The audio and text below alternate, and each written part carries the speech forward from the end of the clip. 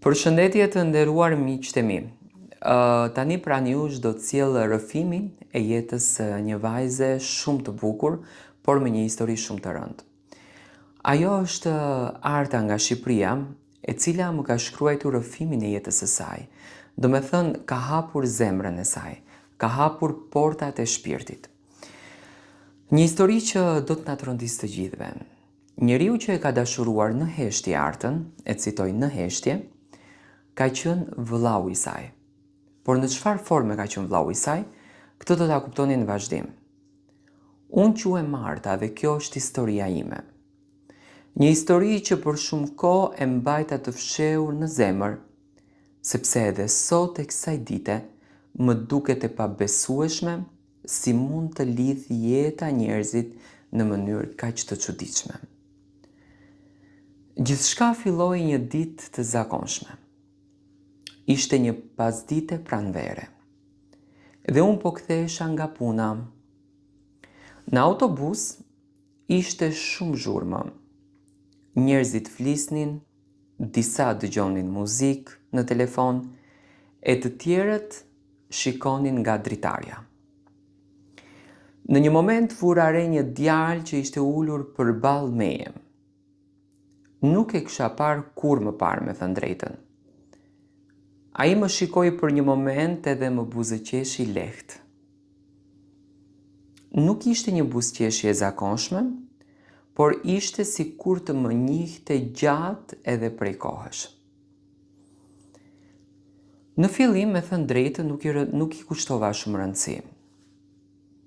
Mendova se ishte thjesht një moment i rastësishëm, ashtu siç jemi mësuar të na ndodhi në jetë.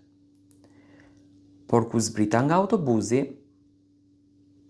ai zbriti pas meje. Mos u trem, më tha me një zë të qetë.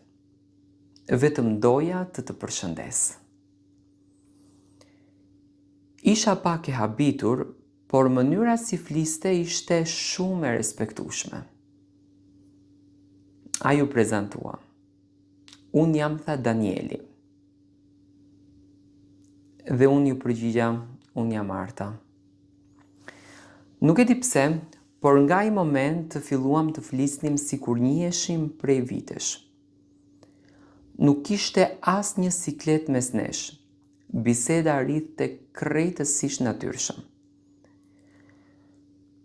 Ditët kaluan dhe ne filluam të flisnim gjithnjë e më shumë. Në fillim vetëm në rrjetet sociale, pastaj në telefon, dhe më pas filluam që të takoheshim për kafe. Ai ishte shumë i kujdesshëm me mua. Nuk më kishte thënë kur direkt që më pëlqente. Por e ndjeja në mënyrën se si më shikonte, si më dëgjonte, kur unë flisja dhe si përpiqej të më bënte që unë të qeshja.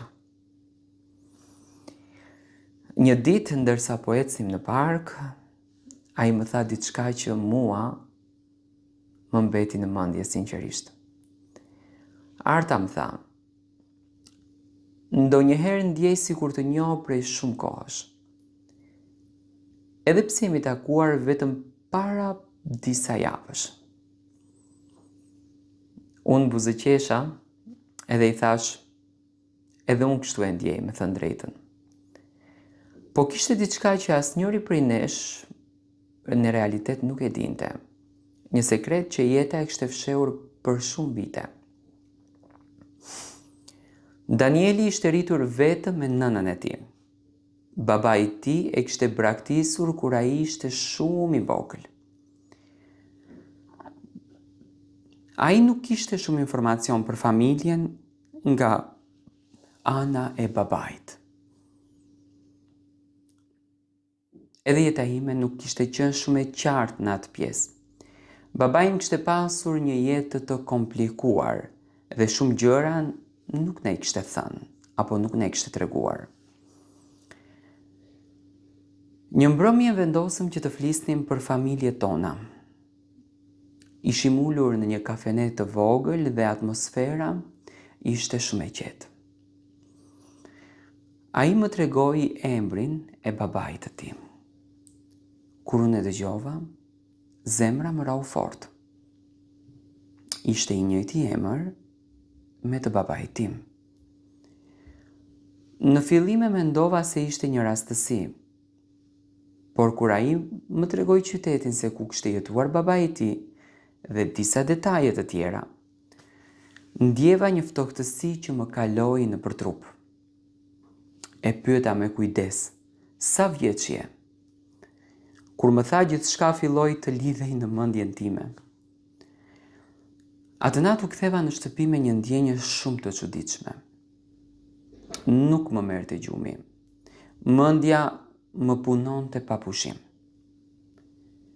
Të nesërmen vendosa që të flisja me nënën time. Në fillim, ajo u hutua kur unë i tregova për Danielin, por kur i përmenda emrin e babait të tij, fytyra e saj ndryshoi menjëherë. Ajo ul në karrige për disa sekonda dhe nuk më tha asnjë gjë. Pastaj më tha një fjali që në të vërtetë më ndryshoi jetën. Arta, ai mund të jetë vllau yt. Në atë moment më dukej sikur toka u hap poshtë këmbëve të mia. Nuk mund ta besoja. Djali me të cilin po krijoja një lidhje të veçantë mund të ishte gjaku im. Ditët që pasuan ishin shumë të vështira.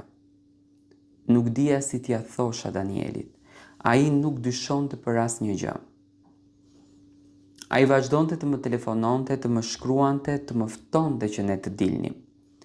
Në zërin e tij ndjehej gjithnjë më shumë dashuri. Dhe kjo mua më thyente zemrën, sepse e dija që duhet t'i tregoja të vërtetën. Më në fund vendosa ta takoj dhe t'i flas hapur. Ulem në të njëjtin park ku kishim bërë shumë biseda të bukura. Ai po buzëqeshti, po kur pa serioziteti në fakt në fytyrën time u shqetësua. Çfarë ka ndodhur? Më pyeti. Unë mora frymën thellë dhe i tregova gjithçka për babain tim. Për dyshimin e nënës sime, për mundësinë që ne të ishim vëllezër dhe motra. Ai më shikonte pa folur. Në sytë e tij pash habit, ronditje dhe shumë dhimbje. Jo, më tha, kjo nuk mund të jetë e vërtetë. Por brenda nesh ne të dy e dinim që mund të ishte e vërtetë. Vendosëm të bëjmë një test për ta vërtetuar gjithçka. Ajo ditë pritje ishte shumë e gjata e jetës time. Kur erdhen rezultatet, ne u takuam përsëri. Dokumenti ishte në duart e Danielit. Ai hapi ngadalë, pastaj ngriti sytë nga unë. Në fytyrën e tij kishte lot. Më tha, Arta, është e vërtetë. Ne jemi vëlla dhe motër. Në atë moment nuk dija nëse duhej të qaja apo të heshtja. Dashuria që po linte mes nesh nuk ishte e mundur, por në vend të saj zbuluam diçka tjetër, një lidhje gjaku që nuk e kishim ditur kurrë. Sot kanë kaluar disa vite nga ajo ditë. Danieli nuk është më ai djali që takova rastësisht në autobus. Ai është vllau im, edhe pse në fillimi i historisë tonë nisi si të ishte i çuditshëm dhe i dhimbshëm, por sot jemi më të afërt se kurrë. Ndonjëherë jeta na surprizon në mënyra që ne nuk i imagjinojmë kurrë. Dhe kjo është historia e Artës. Historia që Arta e ka gjetur vllaun e saj papritur.